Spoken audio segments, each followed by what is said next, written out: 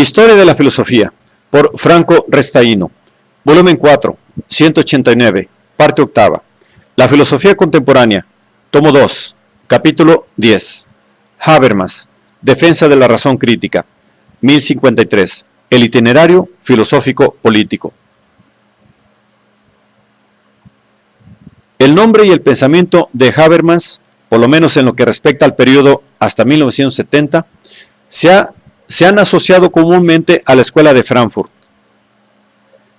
En una importante entrevista de 1981, Habermas quiso subrayar los límites de su unión con dicha escuela, afirmando que un personal itinerario filosófico y político los había llevado de manera autónoma a las temáticas comunes de aquella escuela, esto es, a las posiciones conocidas como teoría crítica.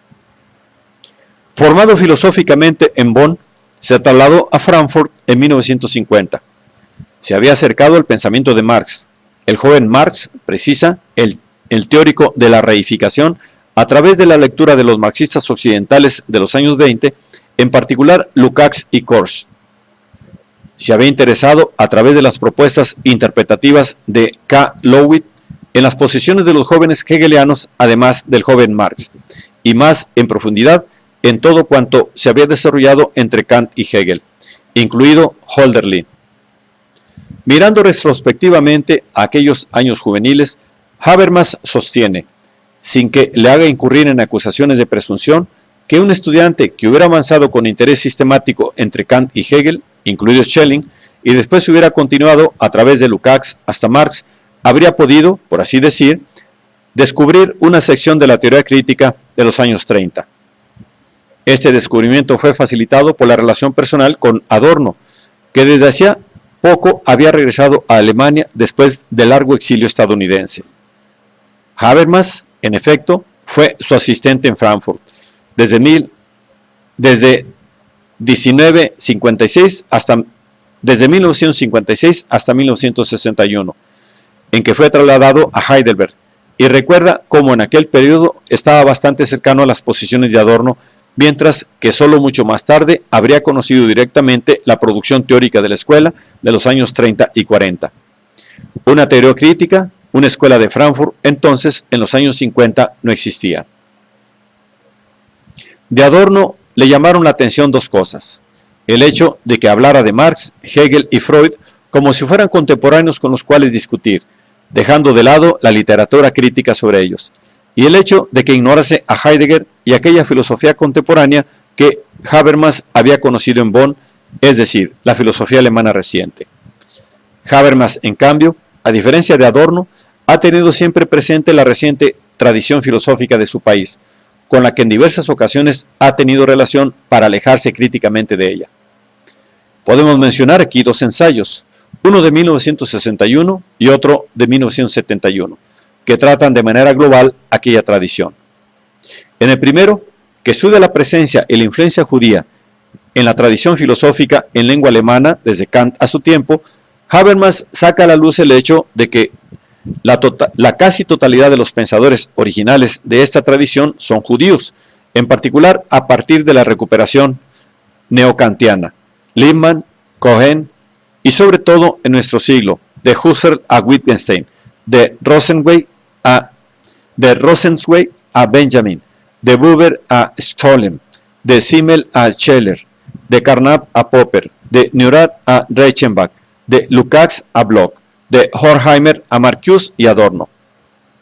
Los judíos han sido, en nuestro siglo, abiertamente antisemitas, E. Junger, C. Schmidt, Heidegger, y han sido casi los únicos en seguir, en producir y enseñar en la Alemania nazista.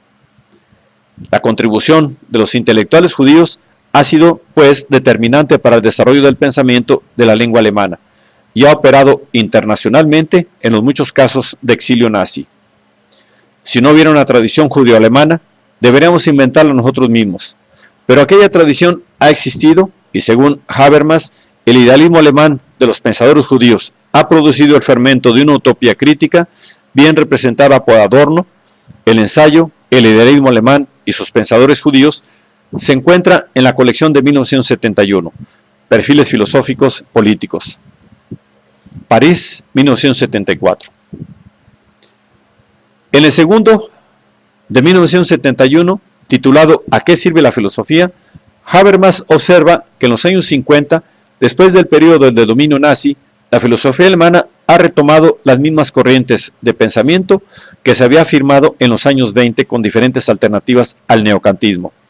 La línea Husserl-Heidegger, con la separación entre fenomenología y existencialismo, realizada ya al final de aquel decenio, la línea de la filosofía de la vida de Jaspers, la línea de antropología filosófica de Schiller y Cassirer, la filosofía crítica que efectúa un retorno a Marx y Hegel con Lukács, Bloch, Benjamin, Koch y Horkheimer. Y finalmente la de inspiración lógico-positivística que se desarrolló en Viena con Wittgenstein, Carnap y Popper. El hecho de que estas corrientes de pensamiento se hayan vuelto a proponer en los años 50, a menudo con las mismas personas físicas, según Habermas, ha conducido en corto tiempo a la particular fortuna de las posiciones ligadas a la filosofía de la ciencia, esto es, las distintas versiones del positivismo lógico que en Alemania vuelve sobre todo con Popper y el racionalismo crítico de H. Albert. Habermas, junto con Adorno, librará con vigor la batalla contra aquello que aquí se define como cientismo. Esta corriente de pensamiento no constituye ya, en efecto, un problema puramente universitario, sino que hoy representa, observa Habermas, un problema directamente político en cuanto refuerza una concepción general de la ciencia que le legitimiza los mecanismos de control tecnocráticos y excluye una vía racional de dilucidación que incluya los problemas de la práctica. La alternativa al cientismo se señala aquí, como ya en los años anteriores Habermas había hecho en diversos ensayos y en la obra fundamental de 1968, Conocimiento e Interés, en una filosofía crítica que, encuadrando en una perspectiva práctica emancipadora el problema de la ciencia y de la técnica en las sociedades avanzadas, trabajaría como teoría de las ciencias y filosofía práctica al mismo tiempo. La confrontación más conocida y más importante por la notoriedad de los concurrentes, Adorno, Popper, los dos antagonistas de mayor edad y sus respectivos colaboradores, Habermas y Albert, además de otros filósofos, entre teoría crítica por una parte y epistemología analítica por otra, había tenido lugar en 1961 en el Congreso de la Sociedad de Sociología Alemana y el volumen de las actas dialécticas y positivismo en sociología, aparecido en 1969 con una discutida introducción de Adorno, constituye aún un punto de referencia fundamental para la reconstrucción del debate filosófico de la posguerra en Alemania. Habermas, sin embargo, no limita al cientismo sus críticas teóricas y sus escritos polémicos. En esta batalla inicialmente mantenía posiciones más cercanas a las de Adorno, pero después, como se verá, elaborará sus posiciones cada vez más originales. Otra vertiente de su crítica es la representada por Heidegger, el mayor filósofo alemán del siglo XX según Habermas, cuya obra ya clásica de 1927, Ser y Tiempo, es definida por él en uno de sus primeros escritos.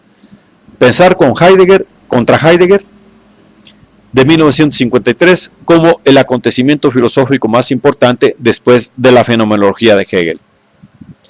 Al joven de 24 años, que aún no había entrado en contacto con Adorno, pero que políticamente y teóricamente ya se había orientado, en el sentido del joven Marx, visto a través de Lukács, el conocido compromiso de Heidegger en favor del nazismo hecho público, en el famoso discurso rectoral de 1993, le parece ciertamente un hecho escandaloso, pero no es sobre esta cuestión donde Habermas se detiene.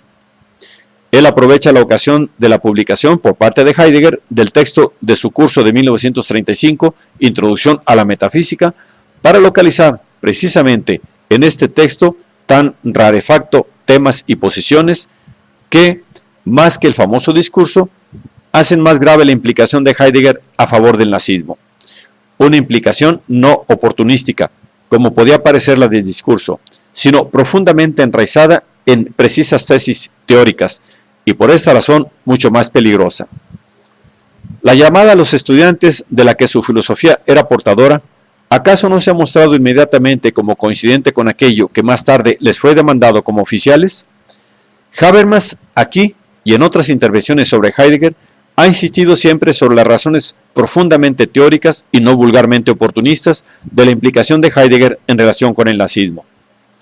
y recientemente en una apasionada intervención en el curso de un debate internacional sobre las responsabilidades políticas de Heidegger, un ensayo titulado El filósofo y el nazista, de 1988, Habermas retoma y articula con más profundidad su juicio sobre las raíces teóricas del filonazismo de Heidegger. Raíces que localicen aquello que define como transformación de la teoría en ideología, iniciada, según Habermas, en las colaboraciones teóricas de Heidegger alrededor de 1929.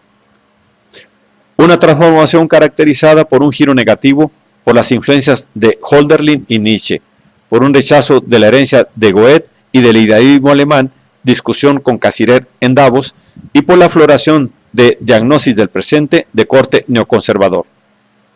Habermas, después de un penetrante análisis de los textos de los años 30, sostiene que Heidegger, hasta el fin de la guerra, nunca se desvinculó de su opción política inicial. Las posiciones fatalísticas asumidas en la posguerra son el fruto de una desilusión y de un repensamiento, que llevan a Heidegger a no esperar ya nada de los jefes y a pensar que solo un Dios puede salvarnos, como reza el título de la conocida entrevista de 1976 publicada desde su muerte y que contiene la discutida versión heideggeriana de sus relaciones con el partido y con el régimen nazi.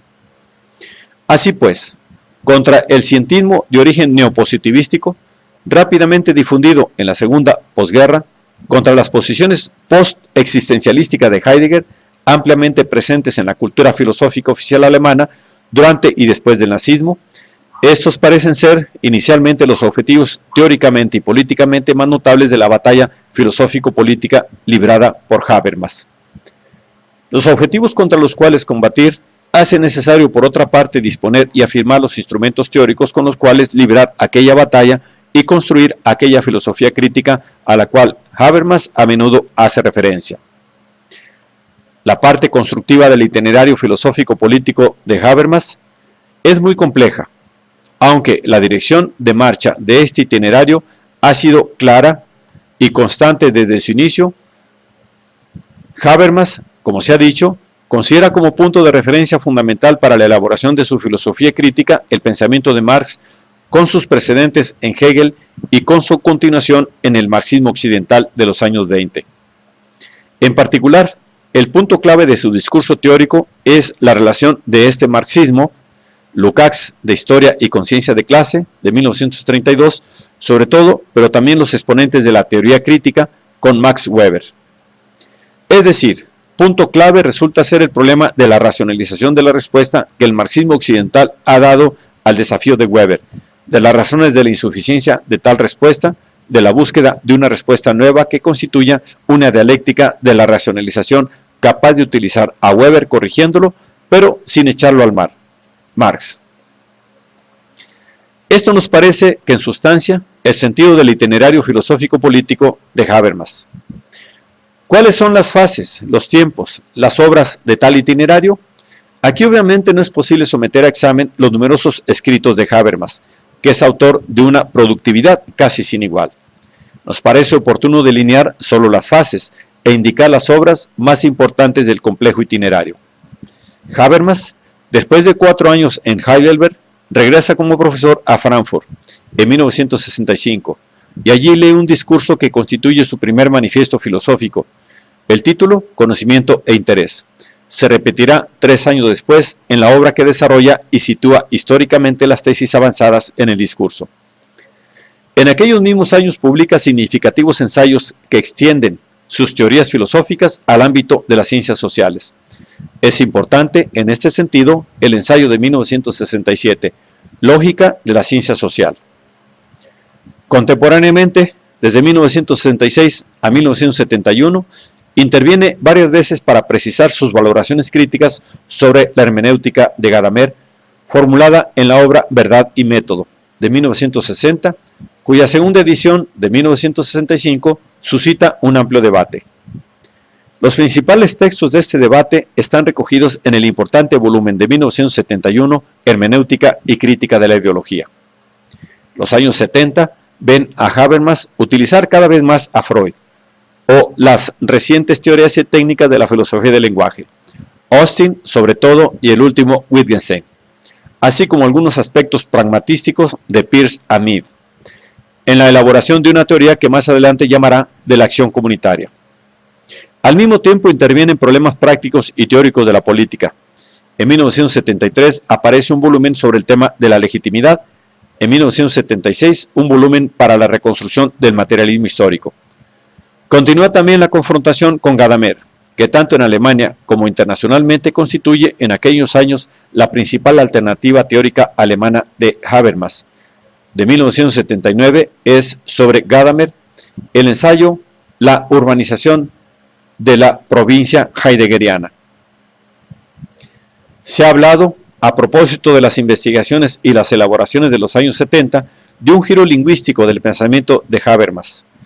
El fruto maduro y definitivo de tal giro es, aparentemente, el enorme tratado, más de 1000 páginas, titulado Teoría de la Acción Comunicativa, de 1981, sobre la base de las conclusiones alcanzadas en esta compleja y difícil obra. Habermas toma posición, siempre en defensa de la razón crítica, contra sus más recientes detractores, los teóricos de la posmodernidad, en las lecciones parisinas de 1984, publicadas con el título Discurso filosófico de la modernidad. Un volumen muy importante para la comprensión del debate filosófico más actual y más difundido internacionalmente. Otros ensayos, algunos recogidos en el volumen de 1983, Ética del Discurso, siguen siendo publicados por parte de Habermas, cuya productividad se mantiene altísima. 4 son pues los momentos más significativos del largo y complejo itinerario filosófico-político de Habermas. La revisión del marxismo occidental, incluida la teoría crítica, que desemboca en los años 60 en la teoría de los intereses cognitivos y emancipatorios para responder positivamente a Weber. La confrontación teórica con la hermenéutica de Gadamer, vinculada al giro lingüístico en los años 70. La construcción sistemática de la teoría de la acción comunicativa, completada en 1981. La confrontación teórica en los años 80 con las posiciones antirracionalísticas de los posmodernos. Otros temas y momentos de elaboración, en particular los que se refieren a las problemáticas de las ciencias sociales y a las de lo político y de su legitimación, se podrían encontrar en la producción riquísima de Habermas. Aquí, sin embargo, nos ha parecido útil detenernos en los momentos y las fases de elaboración teórica más específicamente filosóficos, aunque se trate de una filosofía entendida en un sentido mucho más rico y amplio que el tradicional.